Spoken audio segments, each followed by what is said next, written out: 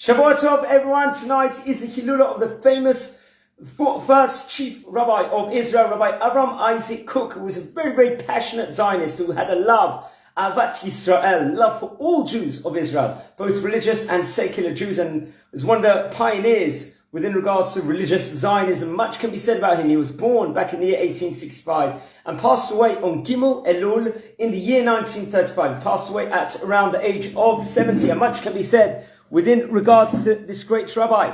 He was born actually in the town of Gribia, which is featured in Latvia. Obviously, his family were of a Hasidic background, and he absorbed, at a young age, he was learning Torah. At the age of 19, he was learning in the famous European Yeshiva of Volozhin. He was known as possibly the great student over there, and was very, very much respected inside the town. The natural language over there at the time was Yiddish, but he started speaking in Hebrew and learning it at such a young age. He very much had a love, Ahavat Yisrael, and his dream was to actually end up coming to Israel. And he actually was a Talmid of the Netziv. Who is the Netziv? He was Rabbi Naftali Tzvi Yehuda Berlin. Very, very famous rabbi, another great European rabbi.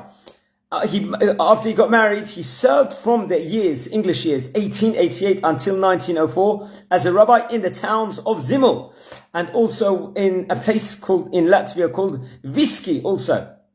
I gave a story in a previous video with regards to his time in Zimmel, how he loved the people and didn't distinguish necessarily between religious and non-religious in the town, just had an Ahavat Yisrael for everyone. During this time, he was writing books with regards to Talmudic books, Jewish thought, Code of Jewish law, Jewish religious law also, and wrote many books. And he actually engaged in the study of Kabbalah with a well-known rabbi of the name Rabbi Shlomo Eliashiv, also another famous European rabbi.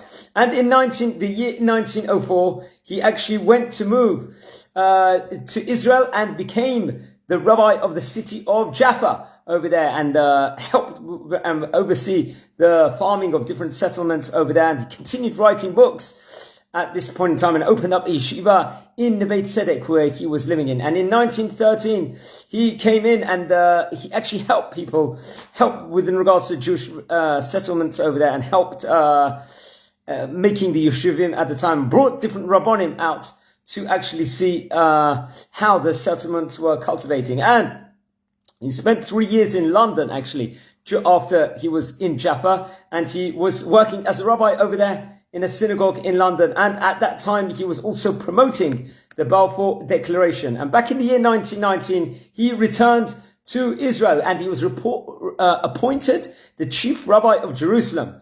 And when, just 2 years after that, there was a chief rabbinate of Israel that was actually formed at that point in time. He was appointed the first Ashkenazi chief rabbi alongside the Sephardi chief rabbi, the Rishon LeZion, Rabbi Yaakov Meir at the time.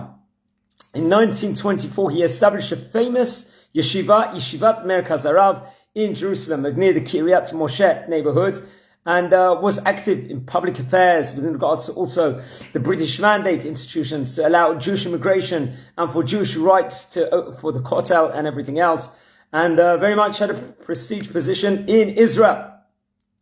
He was loved by everyone, both religious and secular Jews. Many hundreds, thousands of stories could be related over to him.